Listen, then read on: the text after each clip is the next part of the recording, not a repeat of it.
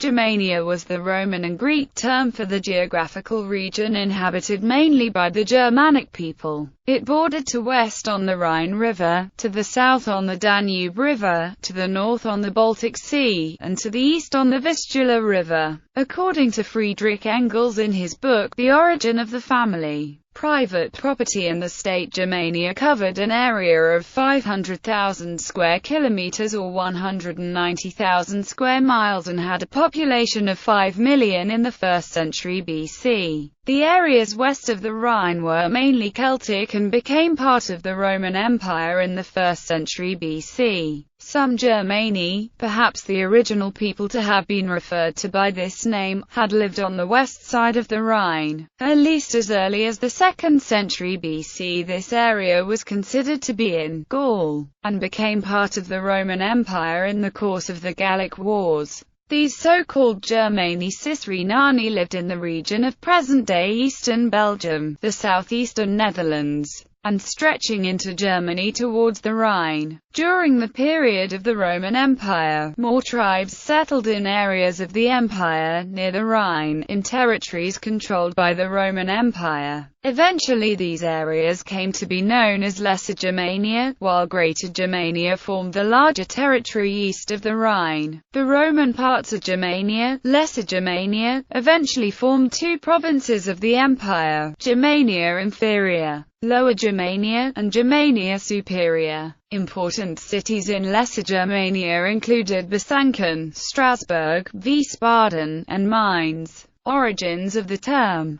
The name came into use after Julius Caesar, and whether it was used widely before him amongst Romans is unknown. The term may be Gallic in origin. Caesar reports hearing from his Remi allies that the term Germani was used for the group the Romans called the Germani Cicerani, and that these tribes had historically come from over the Rhine, so the name Germania seems to have been extended to cover the similar tribes in the area understood to be their homeland. Some generations later, Tacitus claimed that this is precisely what happened, saying that the Tungri of his time, who lived in the area which had been home to the Germani Cicerani, had changed their name but had once been the original Germani. Tacitus wrote in AD 98. For the rest, they affirmed Germania to be a recent word, lately bestowed, for those who first passed the Rhine and expulsed the Gauls, and are now named Tungrians, were then called Germani, and thus by degrees the name of a tribe prevailed, not that of the nation, so that by an appellation at first occasioned by fear and conquest,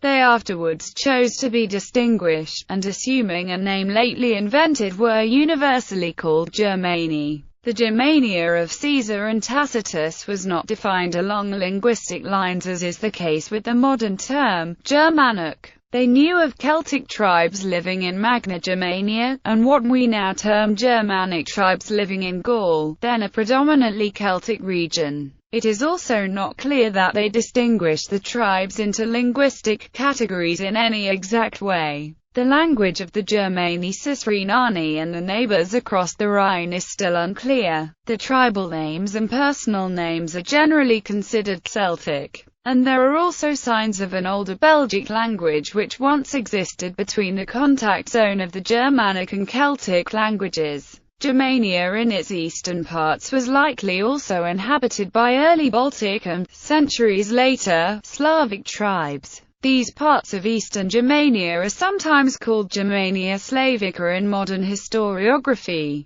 History. Germania was inhabited by different tribes, most of them Germanic but also some Celtic, Proto-Slavic, Baltic and Scythian peoples. The tribal and ethnic makeup changed over the centuries as a result of assimilation and, most importantly, migrations. The Germanic people spoke several different dialects. Classical records show little about the people who inhabited the north of Europe before the 2nd century BC. In the 5th century BC, the Greeks were aware of a group they called Celts. Herodotus also mentioned the Scythians but no other tribes. At around 320 BC, Pythias of Massalia sailed around Britain and along the northern coast of Europe.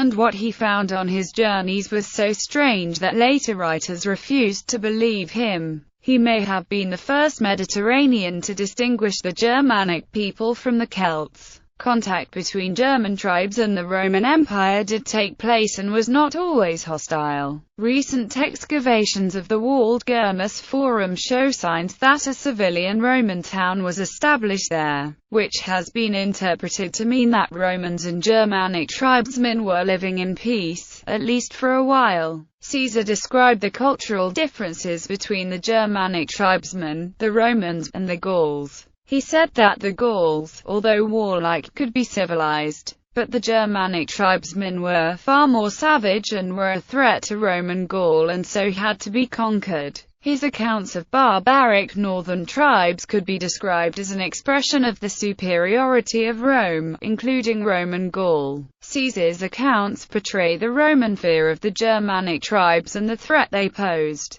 The perceived menace of the Germanic tribesmen proved accurate. The most complete account of Germania that has been preserved from Roman times is Tacitus' Germania. Roman Conquests. The occupied Lesser Germania was divided into two provinces, Germania Inferior and Germania Superior. The Romans under Augustus began to conquer and defeat the peoples of Germania Magna in 12 BC, having the legatee Germanicus and Tiberius leading the legions. By 06 AD, all of Germania up to the river Elbe was temporarily pacified by the Romans as well as being occupied by them. The Roman plan to complete the conquest and incorporate all of Magna Germania into the Roman Empire was frustrated when Rome was defeated by the German tribesmen in the Battle of the Teutoburg Forest in 09 AD. Augustus then ordered Roman withdrawal from Magna Germania and established the boundary of the Roman Empire as being the Rhine and the Danube. Modern use.